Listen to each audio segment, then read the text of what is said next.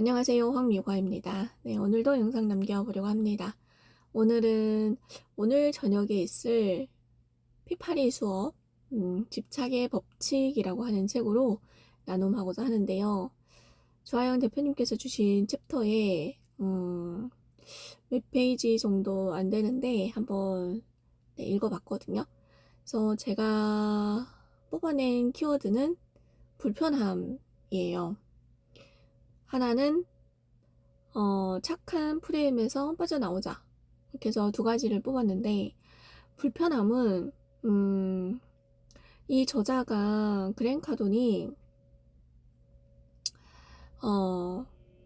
이사를 자주 간다는 얘기가 나오거든요.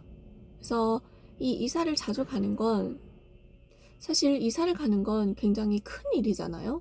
그리고 굉장히, 스트레스를 받고, 뭔가 일도 많고 해야 될 것도 많고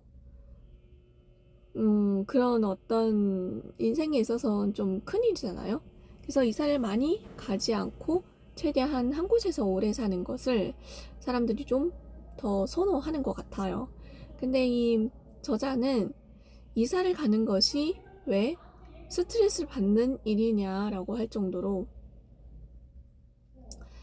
이 변동성 그리고 이 불편함에 대해서 되게 좀 주장을 이거 안 평안 이렇게 편안하게 있는 것보다는 이런 불편한 상태에서 그런 야망이라던가 그런 것들이 자극이 된다라는 거예요. 그래서 그 불편함 속에서 뭔가 동력이 생기고 이렇게 움직이고자 하는 그런 것들이 생긴다는 거죠.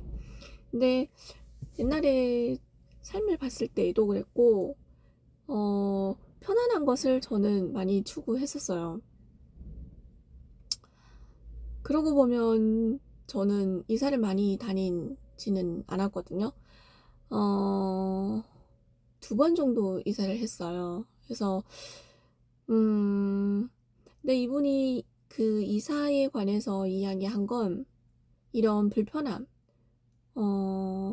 그러니까 내가 살던 곳, 아주 편안한 곳, 그리고 내가 다 아는 환경, 내가 다 아는 사람들, 이런 사람들한테서 벗어나서 다른 것을 경험한다라는 얘기를 한 거거든요. 그리고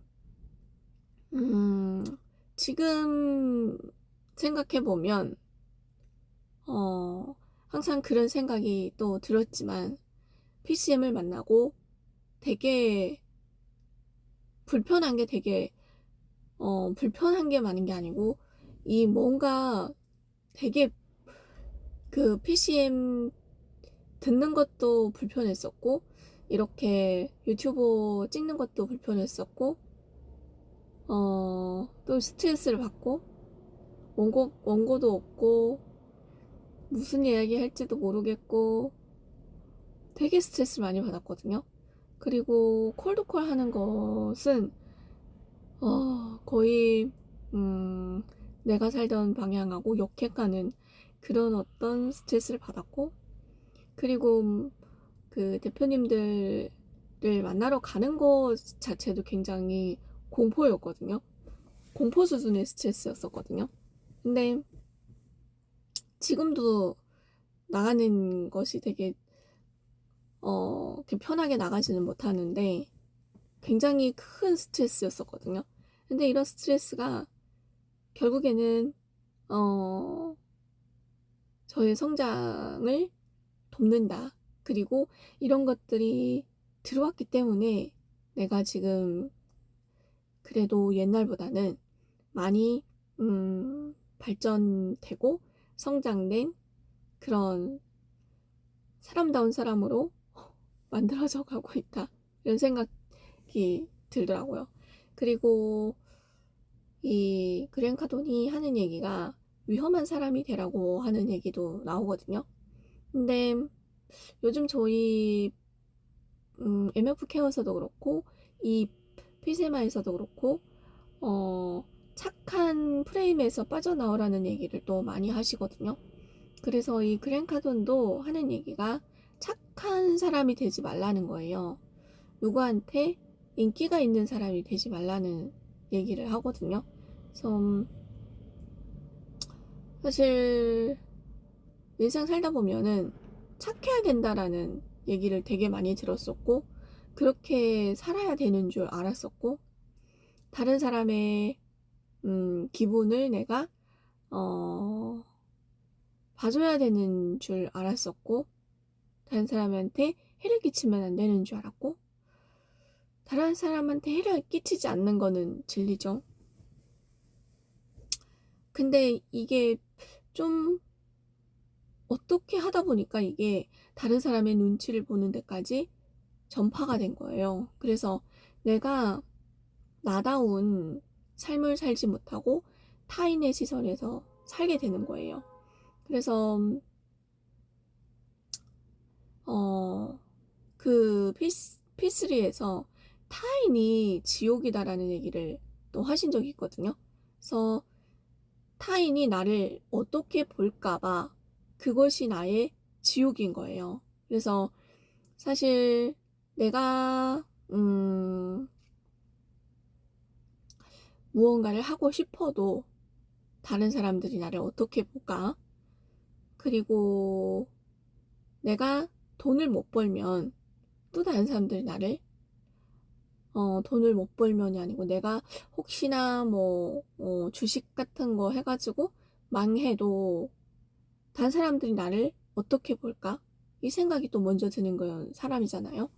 그러니까 이런 것들이 보면 타인이 지옥이다라는 얘기를 많이 하거든요. 그래서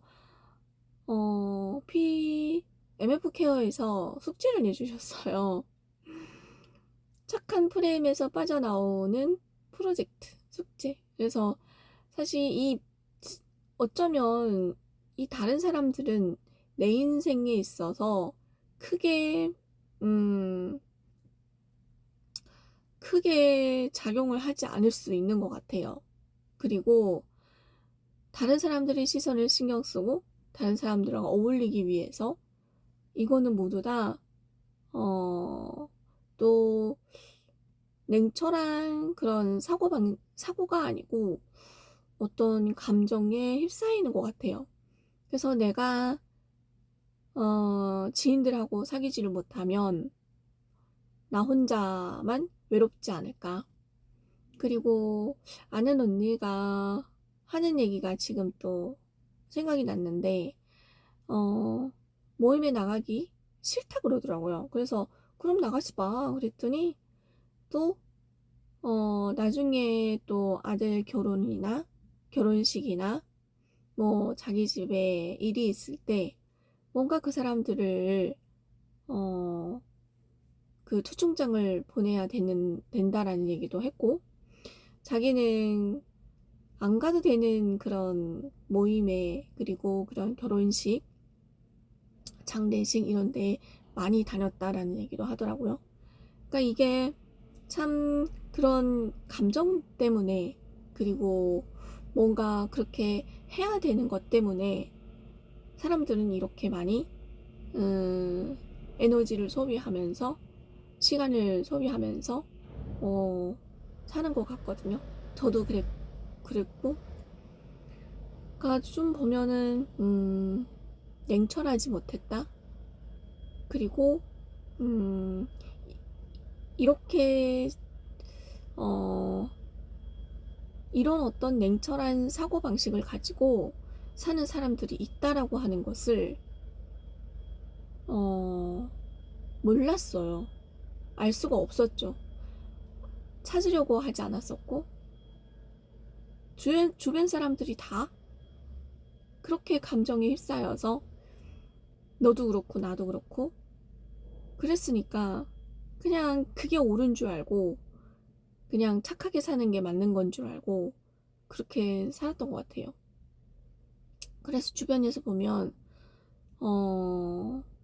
착한 사람이 돈을 잘 버는 것이 아니고 조금 냉정한 사람들이 돈을 또 잘 버는 것도 많이 받고, 그리고 어디 나가서 카드를 많이 긁는 사람보다 아끼고 누가 뭐라고 하든 자기가 써야 되는 그 한계를 딱 정하고 카드를 긁는 사람들이 있거든요. 이런 사람들이 또 돈을 더 잘 모으더라고요.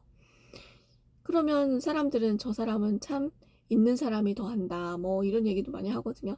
근데 누가 그렇게 말을 하든 그 사람은 어쨌거나 자기만의 그런 규칙과 그런 것들을 지켜가면서 자기가 원하는 목표를 이룬 거잖아요.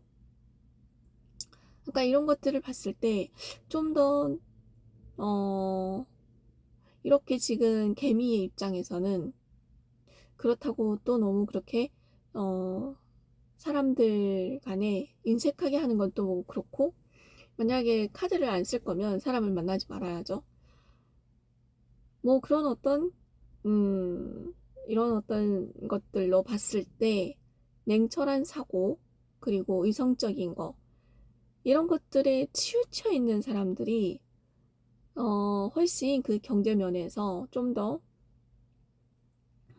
낫더라, 그 얘기인 거예요. 그래서 착한 프레임에서 빠져나오기, 다른 사람들의 시선이 어떻든 나는 내 길을 가는 거, 이게 정말 중요한 것 같아요. 그래서 요즘 들어서 좀 이 감성과 이성, 이 사이에서의 그런 선이라고 해야 될까?